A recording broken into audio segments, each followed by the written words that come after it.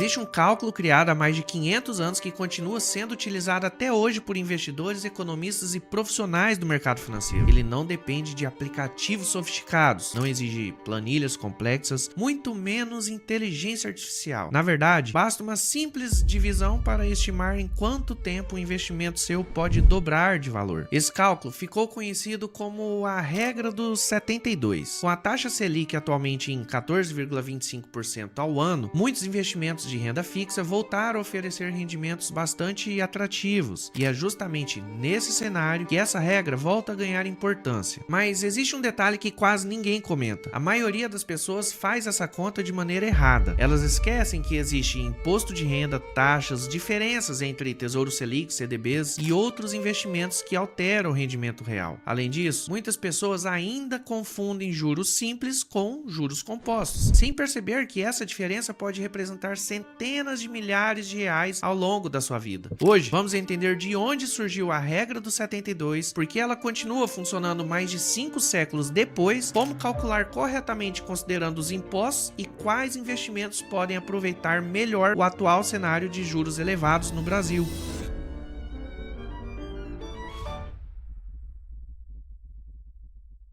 Poucas forças são tão poderosas quanto o tempo quando falamos sobre dinheiro. Enquanto muita gente acredita que enriquecer depende apenas de ganhar mais, investidores experientes sabem que o verdadeiro segredo costuma estar em outra variável: os juros compostos. Você já deve ter ouvido falar sobre isso. Albert Einstein nunca afirmou comprovadamente que ele seria a oitava maravilha do mundo, como frequentemente se atribui a ele. Ainda assim, a frase ficou famosa justamente porque resume uma realidade matemática impressionante. Quando os rendimentos passam a gerar novos rendimentos, o crescimento ele deixa de ser linear para se tornar exponencial. É exatamente por isso que dois investidores aplicando o mesmo valor podem terminar com patrimônios completamente diferentes apenas porque um começou alguns anos antes do outro. Entender esse efeito não é apenas interessante, é uma habilidade que pode mudar completamente a forma como você toma decisões financeiras. E existe uma maneira extremamente simples de visualizar esse crescimento: a chamada regra dos 72. Ela permite estimar quanto tempo será necessário para que um investimento dobre de valor utilizando apenas uma conta de divisão. Mesmo sendo uma aproximação matemática, ela continua sendo amplamente utilizada por planejadores financeiros, gestores de patrimônios e analistas de investimentos em todo o mundo. Mas antes de entender como funciona esse cálculo, vale conhecer primeiro sua origem. A história começa há mais de 500 anos, muito antes da criação dos bancos digitais, muito antes da Bolsa de Valores e muito antes da existência do próprio Brasil. A origem da regra de 72 costuma ser associada ao matemático italiano Luca Pacioli, considerado o pai da contabilidade moderna.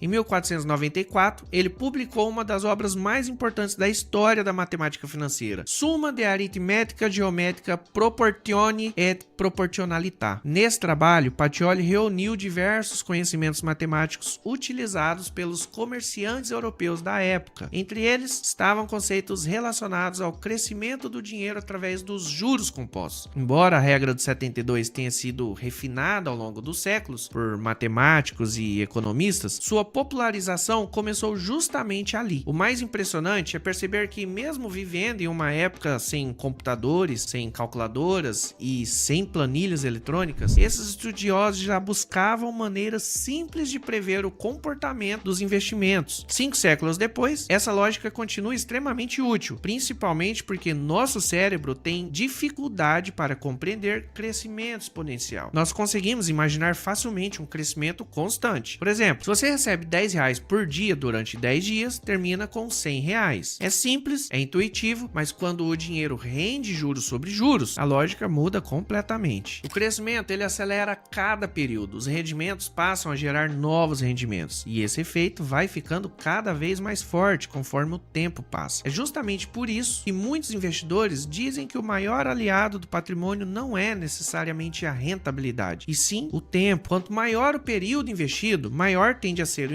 impacto dos juros compostos. E é aqui que entra a famosa regra do 72. Ela funciona de forma extremamente simples. Basta você dividir o número 72 pela taxa de juros atual, a nossa Selic. O resultado será uma estimativa de quantos anos serão necessários para que o dinheiro dobre de valor. Vamos utilizar a própria Selic atual como exemplo. Hoje, a taxa básica de juros está em 14,25% ao ano. Aplicando a regra 72 dividido por 14,25, o resultado é aproximadamente 5 anos. Isso significa que, teoricamente, um investimento que rende algo muito próximo dessa taxa poderá dobrar de valor em cerca de 5 anos, desde que os juros sejam compostos e permaneçam constantemente durante todo esse período. Parece simples, mas existe um detalhe extremamente importante. Na prática, dificilmente o investidor recebe exatamente a Selic. Além disso, ainda existe o desconto do imposto de renda. E quando esses fatores entram na conta, o tempo necessário para dobrar o patrimônio começa a mudar um pouquinho. É justamente aí que muitas pessoas acabam superestimando o rendimento dos próprios investimentos. Na próxima parte, vamos fazer os cálculos reais considerando o desconto do imposto de renda e descobrir quanto tempo o dinheiro realmente leva para dobrar em aplicações como, por exemplo, Tesouro Selic e CDBs. Mas existe uma diferença enorme entre a teoria e aquilo que realmente acontece quando o dinheiro chega à conta do investidor. A regra de 72 considera apenas a taxa de rentabilidade. Ela não leva em consideração impostos, taxas administrativas, nem diferenças entre os diversos produtos financeiros disponíveis no mercado. E é justamente por isso que muita gente acaba acreditando que muito patrimônio vai dobrar muito mais rápido do que realmente acontece. Vamos entender isso na prática. Quando uma pessoa investe em aplicações, como por exemplo é o caso do Tesouro Selic ou até mesmo CDBs, normalmente existe a incidência do imposto de renda sobre os seus rendimentos. Muita gente acredita que o imposto incide sobre todo o valor aplicado, mas não é verdade. O imposto de renda ele é cobrado apenas sobre o lucro obtido pelo investimento. Além disso, existe uma tabela regressiva em cima desse lucro. Quanto mais tempo o dinheiro permanece investido, menor é a alíquota que você vai pagar. Funciona mais ou menos assim. Até 180 dias, a alíquota é de 22,5%. De 181 até 360, cai para 20%. De 361 a 720 dias, passa para 17,5%. E após 2 anos de aplicação, chega ao menor percentual, 15%. Isso significa que o investidor de longo prazo acaba preservando uma parcela maior da rentabilidade. Vamos imaginar uma aplicação que consiga acompanhar praticamente toda a Selic atual de 14,25% ao ano. Sem considerar impostos, a regra de 72 indicaria aproximadamente 5 anos para dobrar o patrimônio. Mas agora vamos incluir imposto de renda. Considerando a maior alíquota de 15%, o rendimento líquido deixa de ser 14,25%, na prática passa para algo próximo de 12,1% ao ano. Aplicando novamente a regra de 72, o cálculo muda. 72 dividido por 12,1, o resultado sobe para aproximadamente 6 anos. Consegue perceber a diferença? Apenas o efeito do imposto já adiciona quase um ano inteiro ao tempo necessário para dobrar o seu patrimônio. Esse detalhe costuma passar despercebido por muitos investidores iniciantes. Eles olham apenas para a rentabilidade anunciada, mas aquilo que realmente importa é quanto sobra no bolso depois dos impostos. E isso nos leva a outra dúvida muito comum. Afinal, qual investimento consegue acompanhar melhor a taxa Selic? O primeiro deles é o mais famoso, o Tesouro Selic. Trata-se de um título público emitido pelo governo federal. Na prática, quando você compra um Tesouro Selic, é como se você estivesse emprestando dinheiro para o governo brasileiro e em troca de uma remuneração atrelada à taxa básica de juros. É considerado um dos investimentos de menor risco da economia brasileira, justamente porque conta com a garantia do Tesouro Nacional. Por isso, costuma ser uma das principais recomendações para a formação de reserva de emergência. Sua grande vantagem é acompanhar muito de perto a variação da Selic, oferecendo liquidez diária e alta previsibilidade. Mas ele não está sozinho. Outra alternativa bastante popular são os certificados de depósitos bancários, famosos CDBs. Nesse caso, quem toma o dinheiro emprestado não é o governo, e sim os bancos. Em troca desse empréstimo, a instituição financeira ela vai te pagar uma remuneração, ou seja, ela remunera o investidor. E essa remuneração normalmente aparece vinculada ao CDI. Mas afinal, o que é o CDI? Apesar de muita gente ouvir essa sigla diariamente, poucos realmente entendem seu significado. CDI significa Certificado de Depósito Interbancário. Na prática, trata-se da taxa utilizada nos empréstimos de curtíssimo prazo realizado entre os próprios bancos. Como essas operações acontecem diariamente, o CDI acaba caminhando muito próximo da Selic. Historicamente, a diferença costuma ser muito pequena, em torno de 0,25% a 0,5%. Por isso, quando um banco oferece um CDB pagando 100% CDI, significa que seu rendimento tende a acompanhar quase integralmente a taxa básica de juros. Mas existe uma diferença importante: nem todos os CDBs pagam o mesmo percentual. Alguns oferecem 90%, 92%, outros 100%. Existem produtos pagando 110%. Em alguns casos específicos, é possível encontrar ofertas superiores a 120% CDI. Vamos imaginar um exemplo. Se o CDI estiver próximo de 14,15% ao ano, um CDB de 100% CDI renderá aproximadamente essa taxa. Já um CDB de 110% CDI poderá entregar algo em torno de 15,5% ao ano. E um CDB de 120% poderá superar 16% ao ano. Naturalmente, quanto maior a rentabilidade prometida, maior deve ser a atenção do investidor. É fundamental avaliar a solidez da instituição financeira, verificar se o investimento possui cobertura do Fundo Garantidor de Crédito, o FGC. Hoje, o FGC protege aplicações de até R$250 mil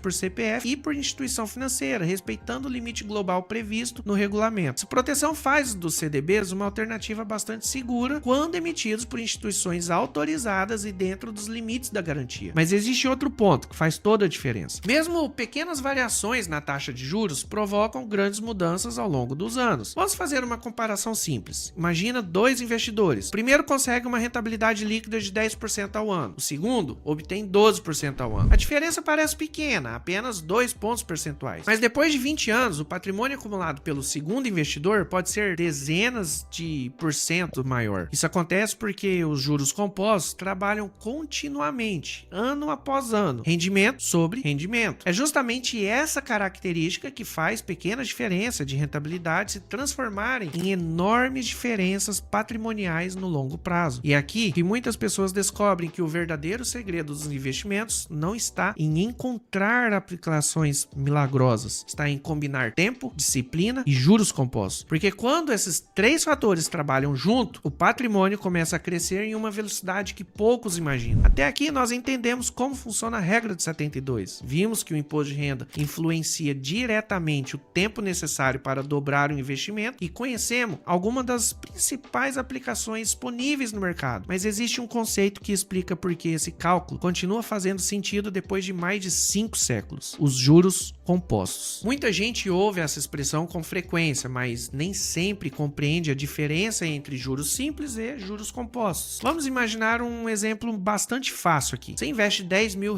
com uma rentabilidade de 10% ao ano. Nos juros simples, o cálculo é sempre feito sobre o valor inicial. No primeiro ano, você recebe R$1.000. No segundo ano, você recebe mais R$1.000. No terceiro ano, novamente R$1.000. O rendimento ele nunca muda. E depois de 10 anos, você terá acumulado R$10 mil em juros, totalizando R$20 mil.